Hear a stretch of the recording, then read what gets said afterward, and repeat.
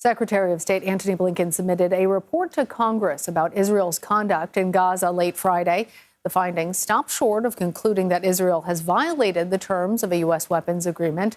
The report was required to be conducted under a national security memorandum issued by the president in February. I want to bring in now CBS News intelligence and national security reporter Olivia Gazis, who's at the State Department for us. So, Olivia, what more did we learn from this report? Sure, Lana. Well, we just got this report. It's a 46-page declassified report moments ago, and it's the result of a joint review led by multiple bureaus within the State Department, as well as top diplomats here, with input from the Pentagon and the White House. Officials also reviewed reports from NGOs, including the UN, media reports, and information, of course, supplied by the Israeli government. The headline is that it does not conclude that Israel is currently in violation of any U.S. or international humanitarian laws, but it is very critical of the government's operations in Gaza and says given the volume of U.S. weapons that have been used there and the number of incidents that are currently under review, it is, quote, reasonable to assess that some of those weapons may have been used in manners inconsistent with those laws.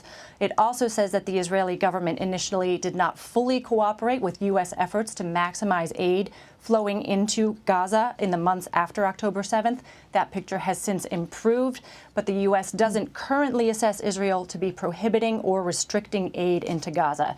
It's important to note that this report covers the period from January of 2024 to late April 2023 to late April of 2024, so it's not reflective of the most recent developments in Rafah.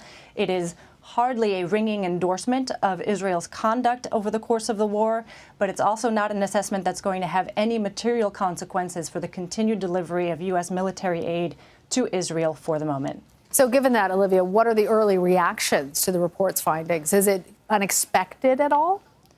Sure. I mean, this was a long time in coming, and it was slightly delayed. And again, we've just gotten this moments ago. I think you can expect it will disappoint critics of the Israeli government's comportment in Gaza, and it will just barely assuage its supporters because it is so critical on so many fronts, while also being inconclusive on virtually all fronts.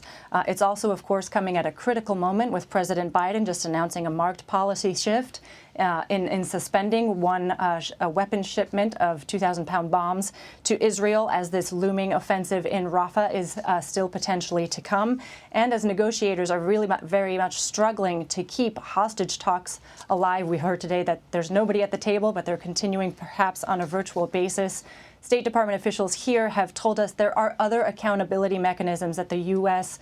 is using in order to make sure that Israel is ultimately held accountable and is found in compliance with international humanitarian law. The problem is that those mechanisms are very slow-moving, and as you've heard from some of the Democratic critics of this administration, they seem to be unequally applied in the case of Israel.